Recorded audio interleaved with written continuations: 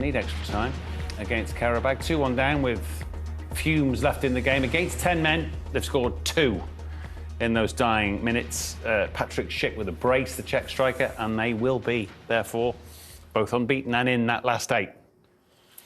Xabi Alonso and Jurgen Klopp? Could tasty, be. Isn't it? Could be. We'll find out tomorrow.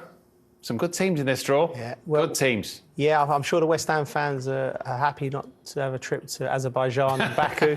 From East London to Baku might be a bit of a slap. But no, I mean, so often we do these draws and they throw up, you know, these things. And you can just see it happening now. Leverkusen will get Liverpool tomorrow. I'm convinced of it. I can feel it.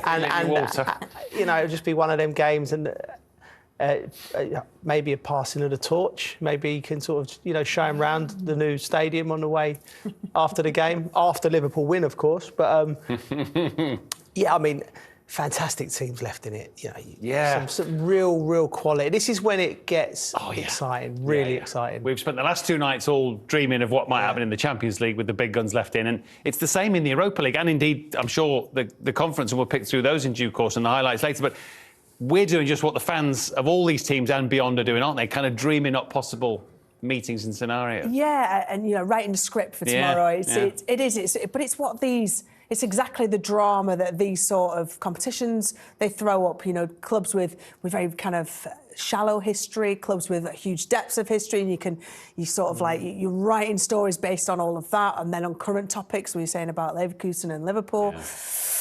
It's just going to be... I feel like tonight and last night is the last of one-sided affairs. You're looking at the teams now left in it. It's really getting down to the best quality teams and teams in form as well. Yeah, it's worth reiterating. It's completely open draw. You can draw teams from your own country. There's no seedings. The teams drawn first will play at home, so you get a path effectively through those 2 legs as they're drawn out, and a potential semi-final opponent as well. So you get your route to the final. In the Europa League's case, it's the route to Dublin. I'm delighted to say that we in the studio can be joined by the Liverpool defender Conor Bradley, who's put the ears in and I think is ready to talk to us. Conor, some night, strange night, fantastic night. What words would you use? Yeah, very good night. Obviously, we started the game very well. To get the 4 goals after, I think it was 10 or 11 minutes was really good, and it was a really professional performance. So, no, yeah, really good. Oh, I bet it was. And you've had yourself, as well as this team, quite a tumultuous couple of months, haven't you? What with all the news around the manager, and then the way you've all found gears in the recent weeks, young and old.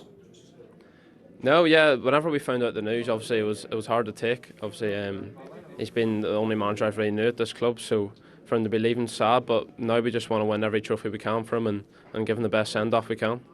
Yeah, a quadruple, eh? Do you allow yourselves to think about it?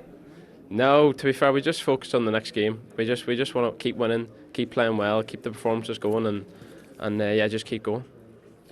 And the way you had the start tonight, with goals raining in, I mean, obviously you've spent a lot of time, I'm sure, more than most, on a training pitch and now a football pitch with someone like young Bobby Clark. I mean, it's extraordinary, isn't it? Scoring your first goal in your 4th start. Yeah, I know for me it was a special feeling. I'm sure it's the same for him, and it was a great finish, and I thought Bobby played brilliantly, and his pressing from the front was brilliant, and yeah, I'm buzzing for him. Conor, Joe Cole here, fantastic performance again tonight, different class. Is it surreal for you when you're coming through with so many of your academy teammates? Does that make it a little bit more feel like home with all these quality players that, you know, Quansas, yourself, you know, Elliot, all these young players? Does it make it feel homely for you coming into the first team? Yeah, I'd say it makes it an easier transition coming into the first team. Obviously having so many other young players in with us, like obviously Harvey, Jarrell, Bobby, James McConnell. So that definitely does help and easing you into the team. And obviously it's class to play with them players. Like I've been playing with them the whole way through the academy. So to be doing it now at Anfield with them is just brilliant. Kind of Rachel Brown finished here. Congratulations on getting back into the Northern Ireland squad as well. Excellent day for you. With you being one of the most experienced or having European experience with that group of young players, what tips or what advice did you share with them? I just try to tell them to play their own game. Obviously, I've seen them in training every day and I know how good they are, so I just try to tell them play their own game. If they make a mistake, just get on the ball again and try and make things happen. And the credit to the boys that keep doing that and then keep putting in very good performances. And do you feel like, even in the short time you've had these opportunities, that you're developing your game, finding new ways to contribute to the team? Because we see you up and down that wing. Obviously, you like to get forward when you can. Yeah, obviously, it's some games I'm asked to do different stuff. Like tonight, I was asked to come more inside and playing a double pivot, and I just enjoy learning and enjoy the experience. I just want to keep making myself better. So, no, it's been really good, and hopefully it continues. Well, if it continues, mate, you'll have 4 trophies, not 1. Hopefully, that's a plan. That's the plan. You heard it here first. That's the plan. Lovely to talk to you, Connor. Thank you very much for joining us. We really appreciate your time. No problem. Cheers. Thank you. Cheers. He's everything you'd want, isn't he? Humble, polite, feet on the floor. Grounded. He's had to bide his time in some respects from his move from 2019 over to Liverpool and being out on loan and developed as a senior player, but just seems so kind of calm and this is the biggest European night that he's played in so far, and of course we know with his run in the Premier League, and it'd be interesting to get into depth more about how he's watched Trent Alexander-Arnold in that similar position, similar requirements of him, how he's learnt what he's learnt from that, but there's so much more to come from him, and it's such an exciting prospect. Well, you couldn't imagine even a few weeks ago that there'd ever even be a conversation when Trent was fit, would you? You couldn't. And I'm not saying there would be a conversation, but it's a nice problem to have. Yes, it's a fantastic problem to have. You've got 2 fantastic... Well, Trent's clearly a world-class player, and Connor's well on his way to becoming that already. I think another thing that is, it might be a small thing to me, but so many times we speak to these young players and they come through and they're so mature, not just tactically, just like the mentality, the way they speak. And we don't ever give enough credit to the people working up and down the country, the young coaches that coaching them right the way through, because you've got to set the tone. And I think Liverpool, all of the young players, I hear them talking when they come through, and the way they conduct themselves on the pitch. I think that Liverpool and other clubs as well, we're just getting it right. We're just getting it so right. I know he's from Northern Ireland and over the water and everything, but in our system in England, we're just getting it right in how we're coaching players and developing them as human beings as well. I think it's that maturity as a human being. And I think you look at Liverpool, you've got players like Andy Robertson, you've got players like Mo Salah, Trent Alexander-Arnold, Curtis Jones, who've been at the club for a long time, Virgil van Dijk as well, who set the tone from how they conduct themselves as human beings. So certainly what we see in interviews, they're open, they're expansive, they're articulate, they're confident in showing their own character. It's not scripted answers all the time. And we as football fans, we want to see that, we want to hear that, and so that is a huge credit, as Joe said, to the coaches, the environment in particular that Jurgen Klopp and his coaching staff have developed, because we talked off air, a happy environment, a solid, a kind of winning mentality environment. That is so hard for the next person to come in and recreate, either to keep the same or to recreate their own. And that is such a huge part of being a successful team. Yeah, you're kind of clinging onto the bubble, aren't you, that Klopp is so adept at creating. But the other thing that occurs in recent weeks is that previous incarnation of Klopp's Liverpool, which was so good, they did rely on that front 3 to score most of the goals. Now it feels like they share them around that bit more. Yeah, they share them not out just amongst the front 3, but they're sharing them out amongst the team. Goals coming from everywhere. I couldn't tell you, and I don't. If any Liverpool fan tells you that they know Jurgen's best 11, they're lying. No, they don't. Nobody knows, because there's 15, 16, 17 players who could easily, maybe more, come into that team. And it just be horses for courses. If you're playing a Manchester United at the weekend, or if you're playing you might play a Chelsea or something, you'll be able to bring certain players in for certain games to achieve a certain result tactically. They're just so well adept, and it really blew me away watching them play in the League Cup final with them young players. Because it's one thing like Macca and the lads said in commentary. Playing in a game like this tonight, or playing in an FA Cup tie against Leicester, but playing in a cup final against Chelsea at Wembley, and they handled it so well. They've got that maturity.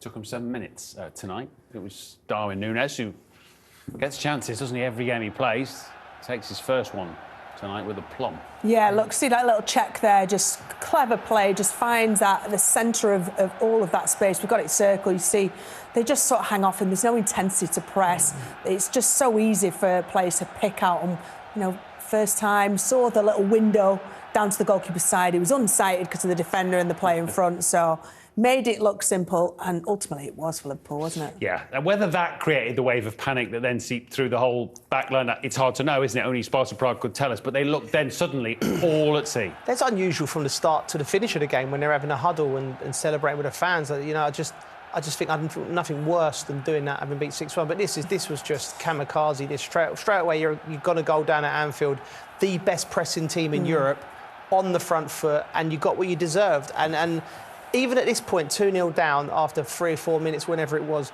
the captain should have been at least grabbing the lads by the scruff of the neck, some of them going, listen, we don't concede for the next 5 minutes, we bank up. But they was just, I don't know what I've seen tonight from Prague, I really don't. No, we obviously eulogised pre-match and to some extent post about young Bobby Clark. That's his first Liverpool goal. You could see on his face, couldn't you, what that will mean to him. Sadly got a bit of a bang on the ankle. We'll find out if we can, if that's flared up or it's just a bang, just a knock that'll settle down. Fingers crossed, young boats.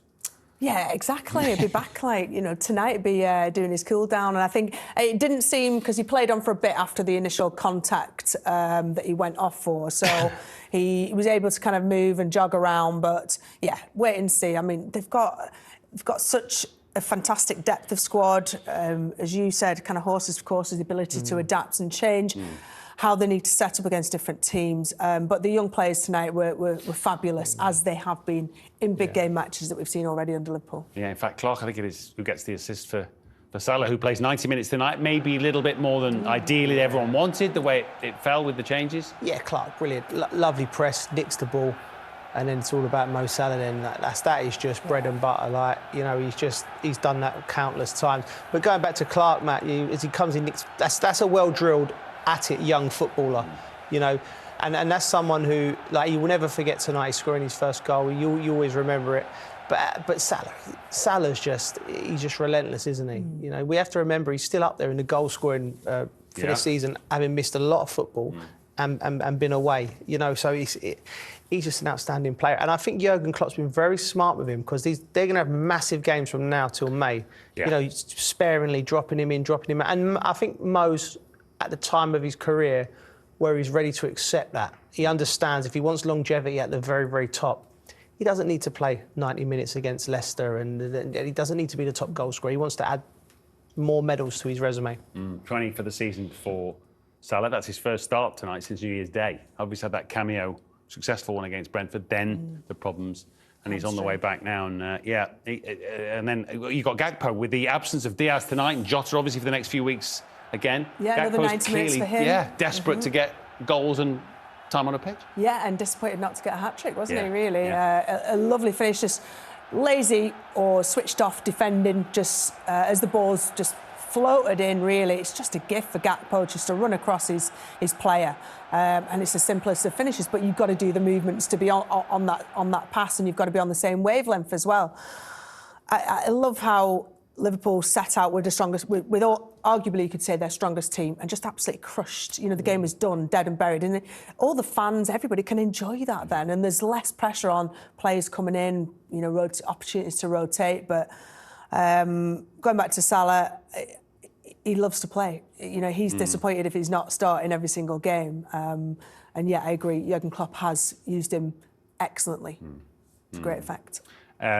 He gets another assist for Szoboszlai at the start of the second half, who, again, they didn't contribute much from midfield, did they, goals-wise, the previous Liverpool, but now McAllister and this fella? Yeah, this fella's a lovely striker of the ball. He's got a beautiful passing range, and he's got this as well. He just drops his shoulder there, and he just gets it's one of them strikes where he's just so smooth. You know, it's a big deflection, but he hit it with such venom. You know, I think it was going to creep in the far corner anyway. But he's a fantastic player, mate. He really is. Yeah, Gakpo does get his second. We thought it was Harvey Elliott's goal until we looked a bit closer.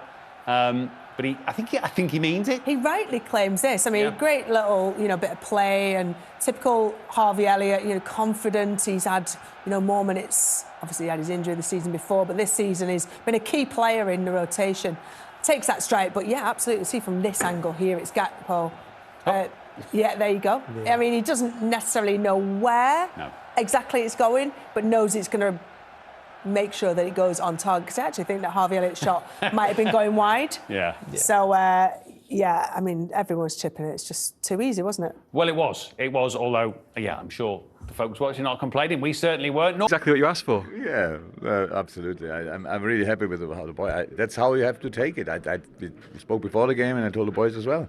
So we don't come into to get through somehow, because I didn't expect us to lose 5-0. But it's about us to decide how good a game it will be, and then obviously the boys enjoyed football and it did exceptionally well, and it was great, fantastic goals. And from that moment on, it becomes a difficult game. So now, how can you keep? I mean, we did actually. I liked a lot of stuff I saw, but of course, it's just how it is. We had to bring it over the line somehow. We did scored 2 more goals, conceded 1, so all fine. We wanted to go through. We wanted to play good. We scored goals, so that's all fine. In that particularly fast start, it was the first Liverpool goal for Bobby Clark. Lovely moment for him. Oh, he played incredible. That was his first goal, but I think he won the ball back after another one. Played incredible. He is the one I'm worrying a bit about, because he actually wanted to take off more in that moment, but then Bobby sits on the ground in front of me and what's with you? And he said, yeah, I feel something around the ankle, so we have to see what that is. Hopefully nothing, but the steps the boy made, or again, Kwanzaa, it's just really, really good. The boys, it's so nice. We had such a difficult situation with all the injuries, and then the boys stepped in and took their chances. It's exceptional. So really happy about that. So we could divide a little bit. Robbo as a centre half, but it's all fine. So yeah, 3 days and then we play again. We'll touch on it just there, the injuries tonight. How is Bobby Clark? It's Kostas Tsimikas as well, looked like he was struggling towards the end. Yeah, that's why now I think he's fine. I'm not sure exactly what happened to him, if he got a knock or whatever, but he should be fine. And Bobby, I hope as well. So, but he felt something. So he was just sitting there, but it was intense for the boy as well. Come on, he was running around like crazy, and that was super intense. Let's hope that there's nothing. But besides that, Joey was precaution. Vataro was precaution. Who else? Darwin was precaution. So. Yeah, and Mo recovered already in the second half, so it's all fine. I was going to say, you did mention yesterday that Mo is okay to start, but 90 minutes maybe isn't the best idea. Your hand was forced. He got through unscathed, though. He's all happy. Mo is a very experienced player, so it was now. I told him, yeah, if we have to stay on, then I think it's the first time that I told any player, just stop defending, and that's how it is. I don't run in that direction anymore. So we nearly set up a wonderful goal. I think Cody was offside in that moment. So yeah, he's very experienced, so he got easily over the line. And just finally, Mateusz Musialowski comes on, the 90th player that you've given a debut to, the 56th who's 20 years of age or younger. How proud are you of that statistic and of giving these young players such a chance? I don't care really about the statistic, but now Mateusz, you have to say he deserved it as well. So that's how it is. So he trains now a few weeks with us, and he was already with us, and the players develop differently. So he's an exceptional talent. But obviously here in the club, we see football in a specific way, and he got it now more and more. I really think he's now ready, and that's why he obviously had the choice between a few, and thought, come on, give him these few minutes. He waited long enough, and yeah, another great kid. Thank you, Jürgen. Another great kid, yeah. He may not care about stats, but he cares about people, doesn't he? And he'll care about what tomorrow looks like when the draw comes, because that is a tasty 8, isn't it? That is a very tasty 8. Talking about tasty, I mean, a lot of the teams that I want, it depends on where we're going to get lunch, Matt. I'm thinking Rome, Milan, Benfica. I mean, they're all exciting from a footballing perspective. They're all exciting. Liverpool's got some good restaurants. Yeah, I know that. I know Liverpool, but East London's nice in April. East London will do a bit of pie and mash for the visiting Europeans as they come in. But drooling of further climbs, aren't you? Really, given the opportunity. Yeah, 3 Italians in there. Obviously, Leverkusen we've talked about with Xabi Alonso. I mean, there's so many tasty possibilities. There's no one there where you think we'll fancy them, we'll get them in the quarters and then we can get to the semi-finals. Every game poses a different problem. I think, you know, from West Ham's perspective, I wouldn't want to go and meet Liverpool or Leverkusen. And the other five, you're like... Yeah. It's who... Bring it on. Bring it on, yeah. Let's have a go. Yeah. Yeah, I mean, it's so exciting. Like, I'm looking forward to the draw tomorrow. I'm sure everyone will be watching. But, you know, all the clubs are in the same boat. They're fighting on not just the one sort of count. Usually, you know, they're in and around sort of, you know, to secure their European adventures for next season with their domestic league finish. So it's a juggling act, isn't it? They're all juggling quite successfully, aren't they? Leverkusen could have thought, no, we'll concentrate on the Bundesliga. No, we'd rather do it all. Liverpool, as we heard from Conor Bradley, the plan is the quadruple.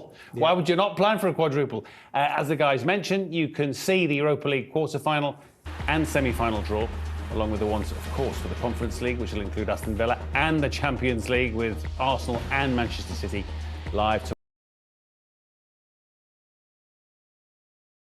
tomorrow. 12 وانت بتحقق نتائج. رحت اخترت بيب جوارديولا فبدأ مشروع السيتي.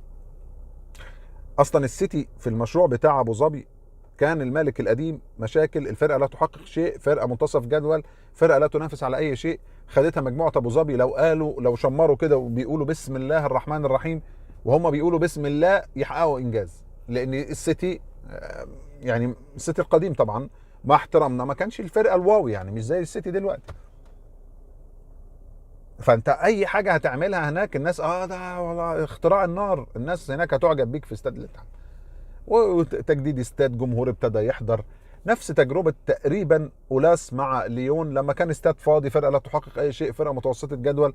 اتحط مشروع، ابتدى ويزدم اوف كراود، ابتدت التعاقدات مع اللعيبه، بيع لعيبه، شراء لعيبه، فوز متتالي بالدوري الفرنسي لمده 8 سنين متتاليه. ابتدى الجمهور يكتر ويقعد يحضر في الاستاد وكده. ده طبيعه المبيعات او كره القدم.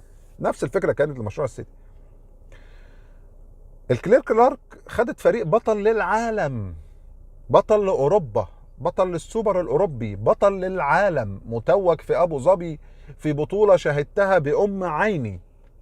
كنا على قمه العالم يا شباب، كنا على قمه العالم. وحدث ما حدث، والحرب جت، وبراموفيتش مشي، وجت المجموعه الامريكيه.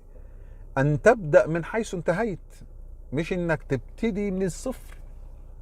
تبتدي كانك انت برايتون، تبتدي كانك انت كريستال بالاس، تبتدي كانك انت فولهام. للاسف الاداره جت بطموح محدود، العقليه جت ليميتد اصلا. فبدل ما تبتدي بصفقات، يعني ايه الاسهل ليك وانت جاي على نادي بطل عالم من موسم؟ انك تجيب الصفقات السوبر وقتها، ولا ان انا احل واجدد واجيب كله شباب ما اجيبش اي حد سوبر؟ انت في وقتها لو قلت عايز هالاند كنت تجيب هالاند، لو عايز امبابي تجيب امبابي. طبعا مش بالاسماء دي، يعني بتكلم على كنايه عن النجوم اللي انت عايز تروح تجيبها. بدل ما دلوقتي حد يقول لك اصل ده بابيه المشروع، لا والله ده انا هروح ارسنال، لا والله ده انا بختار ليفربول، لا والله ده انا مش عارف ايه. تخيل انت حتى الان اللعيبه لحد الميركاتو اللي فات اللعيبه اختارت تشيلسي، بس انت عندك فرق توقيت غلط، عندك مشكله كاداره. انك بدايه الخطا وبدايه البيز وبدايه القاعده الخطا انك ابتديت غلط. ما ابتديتش من حيث انتهينا، لا ده انت ابتديت فروم سكراتش. قلت والله يا جماعه تعالوا نهد المعبد كله ونبتدي من اول وجديد. فجيت لي بطموح محدود. فبقى عندي دلوقتي قضيتين، قضيه الاداره وقضيه الماركت وطلباته وعقلياته وازاي تنجح وفكره المشروع والبرنامج. وعندك حاجه كبيره بقى فوقهم اسمها عقليه جمهور تشيلسي اللي عهد 20 سنه متطلب بيفوز بالبطوله، عايز يكسب. فانت عندك دلوقتي 3 رؤى مختلفه، 3 بروسبكتيفز: الماركت وطلباته وفكره المشروع والصبر عليه، الليميتيشن اللي عند العقليه بتاعه الاداره بتاعتنا وانها طموحهم تحت الارض، فرحانين بنقطه من التعادل مع برينتفورد وبيدافعوا عن هذا المدرب، زي ما راحوا جابوا جيرهام بوتر، زي ما سابوا نايجلزمان وسابوا انريكي، عشان هم مش عايزين وجع دماغ. احنا مش عايزين وجع دماغ. انا لسه هخش لي مع مدرب يقرع عليا في مؤتمر، ومدرب هيقول لي مش عارف ده انا عايز ايه، لا ده اللعيب بتاعك، طب اهو مرمي دكه عشان انا عايز اللعيب الفلاني. احنا مش عايزين وجع دماغ. وانا يعني عشان ادي نفسي امل، وعشان ما اقولش احنا في وقت ما زي الكرونكي قديما او الجليزرز، هقول ان الاداره لا تعلم، وان هذا الفكر الرجعي ابو فرق توقيت هو فكر الناس اللي بتعين بول والستانلي ولورانس ستيوارت. هم اللي مش عايزين وجع دماغ، هم اللي مش عايزين جرجر كتير، هم اللي مش عايزين مدرب يقول لا او وحاضر ونعم ويتدخل في كل شيء. هم عايزين حد يقودوه هم.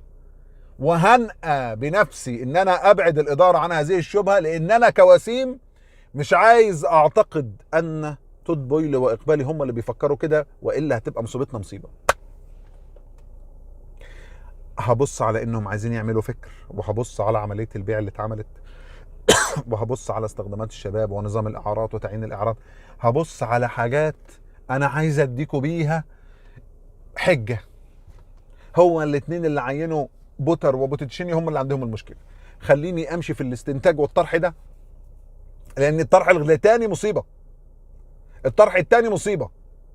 الطرح الثاني يعني احنا ممكن نقعد زي ارسنال كده 15 17 سنه. من 3 سنين انا كنت بطل العالم. فانا دلوقتي الثلاث رؤى المختلفه اللي عندي تدخلك على طول في مرحله شك. كان دايما يعني كان جوران إريكسون مدرب المنتخب الانجليزي السابق ومدرب لاتسيو في التسعينات، كان بيتكلم ان انا بعامل الاداره ان انا عايز اطلب.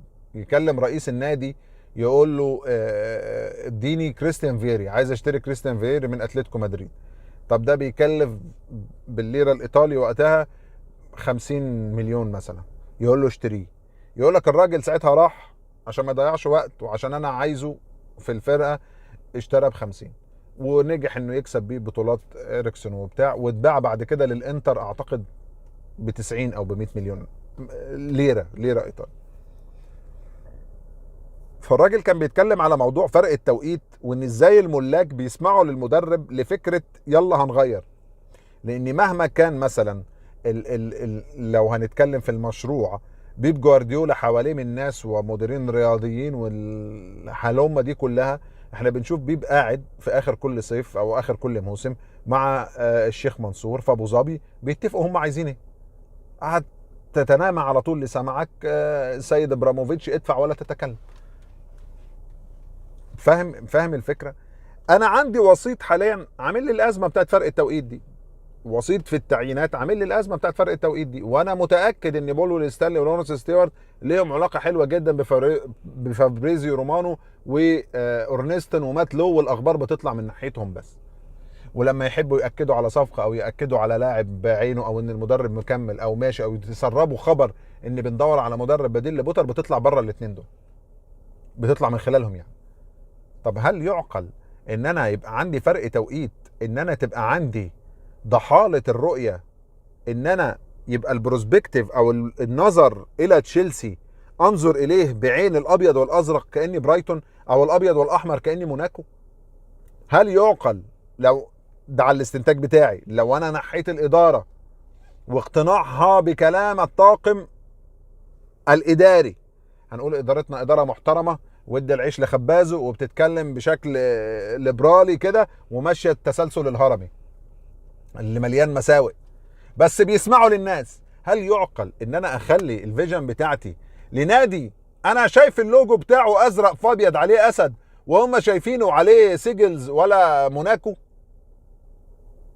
انت متخيل عايزين المشاهد فرق الرؤيه؟ يعني هل انا مصير كله متاخد عن طريق المديرين الرياضيين؟ هل ريسكاتي كلها ان انا مشكلتي ان اشيل المدرب او اجيب لاعب غالي؟ كان دايما يقول لك مالك كان اسمها ايه، اير اسيا بتاعه الطيران، لما بعد كده اشترى كان فيرونتينا اعتقد ولا كان نادي ايه في ايطاليا، كان بيتكلم بيقول لك اداره شركه الطيران اسهل بكتير من اداره نادي في انجلترا. كان لا اشترى نادي في انجلترا ميدلسبرا باين ولا مش فاكر بصراحه المعلومه، لان بيقول لك في الشركه الموضوع عندي كنترولد، ان انا عارف بشتري ايه وبكسب ايه وبخسر ايه، لكن بيقول لك انا بعمل كل التفاصيل وانا بشتري النادي، وفي الاخر بيقرر مدرب و11 لاعب مصير كل اللي انا عملته. يا في الاخر الجمهور يقلب عليا ويقول لك انت فاشل ومشروعك فاشل، لازم تمشي، لازم تجيب لي المهاجم الفلاني، لازم تجيب لعيب الوسط الفلاني، لازم تمشي المدرب، لازم تجيب المدرب الفلاني. فبيقول لك انا في الاخر كل الكنترول اللي انا كنت بعمله وبحاول اعمله بيضيعوا لي 11 واحد في الملعب، يا اما ينجحوا لي 11 واحد في الملعب. ده بالظبط حل تشيلسي حاليا. ولذلك تاني برجع من كلام سايمون كوبر ده على مالك هذا النادي، واستنتاجي الشخصي على اني، ودايما هفرض حسن النيه ليهم، ان اقبالي وتود بويلي عندهم النيه الجيده لصنع شيء لتشيلسي، ولكن الطقم اللي تحتهم هو اللي فيه الشر، هو اللي فيه الرؤيه الخاطئه لتشيلسي. هفرض دي ودي وهقول لك يا عم ما هو فعلا انا ستيل عندي مشاكل في 11 لاعب وعندي مشاكل في مدرب. ولذلك ديفيد اورنستون يعني ان لاين مع الخبر بتاع ان ماوريسيو بوتشينيو مكمل، طلع بخبر ان سيكون صيف مزدحم جدا. 2 عقلياتهم بتلعب مونوبولي، احنا هنبيع ونشتري اكتر من تحقيق الانجاز. هل تشيلسي محتاج لعيبه بالشكل اللي هو يخليك تقول ان ده صيف مزدحم؟ انا بقسم بالله لا، انا اقسم لك بالله لا. وعشان ما تبيعش الوهم للجمهور مش هيكون مزدحم. انت عندك مشاكل في اللعب النظيف، مش هتعرف تشتري زي ما انت فاكر. انت صيفك المزدحم عباره انك تبيع